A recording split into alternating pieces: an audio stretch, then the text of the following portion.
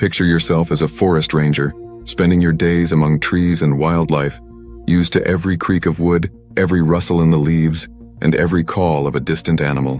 One evening, as two rangers patrolled a remote section of forest known for an old abandoned bunker from Wwii, they began to hear a strange pulsing sound echoing through the dense trees. It wasn't an animal call or even the natural creaking of old wood. This sound felt off, almost mechanical, and had a rhythm to it that seemed far too deliberate to be nature's doing. Growing uneasy, the rangers exchanged glances. This was definitely something that needed investigating. If eerie discoveries and strange mysteries intrigue you, hit that subscribe button so you'll never miss another story.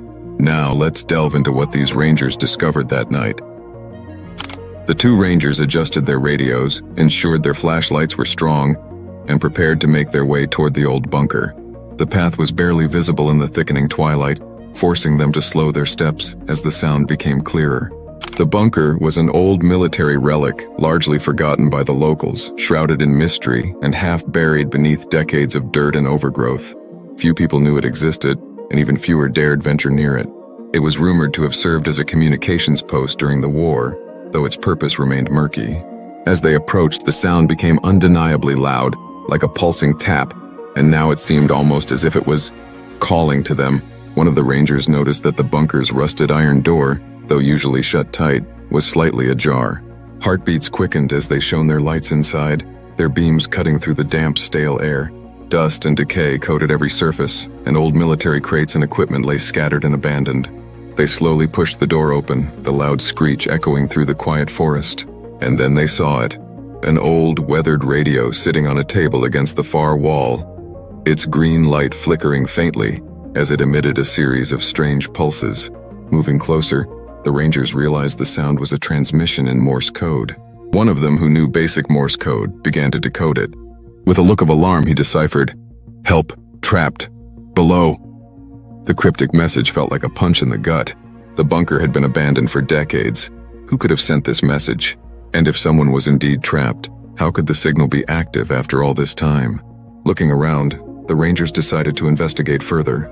Dusty crates filled with forgotten equipment littered the bunker, some marked with faded military insignias. They noticed a small, half-buried door near the back of the main chamber. It looked like a storage area but was locked tight, as if it hadn't been opened in years. Using a crowbar they'd found near the entrance, they managed to pry it open. Inside were rows of neatly organized military documents, journals, and what looked like detailed maps of the surrounding forest. Scribbled notes on the maps indicated testing zones and secure areas, and some markings showed various points deep within the forest with dates beside them, dates that spanned decades. One journal in particular caught their attention. It had an entry marked as recent as 6 weeks ago, implying someone had been in the bunker far more recently than they would have guessed. The entry noted strange events, odd sounds, and references to experiments conducted decades ago. Whoever had written it seemed to be searching for answers, just as the rangers now found themselves doing. They exchanged wary glances. If someone had been here recently, they were in uncharted territory. In the journal's final entry, a note read, "I'm close to finding it. The old signal is back, just as they said. Am I alone here?" The words were scrawled hastily, as if the writer had left in a hurry. The feeling of being watched began to creep over the rangers, urging them to press forward, but with growing caution. A strange scraping sound echoed from a dark corner of the bunker, drawing their attention to a hidden hatch they hadn't noticed before. Carefully, they moved closer, inspecting the hatch, which was hidden beneath some overturned crates. This door led down into a deeper level of the bunker, a place that hadn't seen light in decades. Steeling their nerves, they descended into the unknown. As they reached the bottom, they entered a narrow, dimly lit corridor lined with rusted lockers and faded equipment. The air was thick, musty, and even colder than above, amplifying the feeling of dread.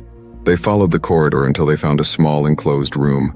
And there, at the center of the room, was another radio, newer than the one above but still aged. Its faint light flickered in sync with the rhythmic pulse, repeating the same Morse code message. "Help. Trapped. Below." On the table beside the radio lay an open notebook filled with notes and scribbles about communication frequencies, strange sightings, and attempts to decode a ghost signal that had been heard intermittently over the years. The last line in the notebook simply read, "They hear me, but I can't reach them. Trapped, alone." The rangers exchanged a look of unease. Was this person still here, or had they left long ago? Their report to authorities led to an investigation of the site, though no definitive answers were ever provided to the public. While the bunker was officially sealed off, rumors swirled among locals. Some believed the bunker held government secrets, a remnant of wartime experiments, or perhaps even an unknown tragedy kept hidden from history. The mystery was left unsolved, leaving an unsettling question that would linger for years. Was the distress signal a forgotten message from the past, or was someone still out there, lost beneath the forest, waiting to be found? As of today, the story remains an eerie tale of unanswered questions, leaving the locals with a strange, haunted feeling about what truly lies beneath the forest floor.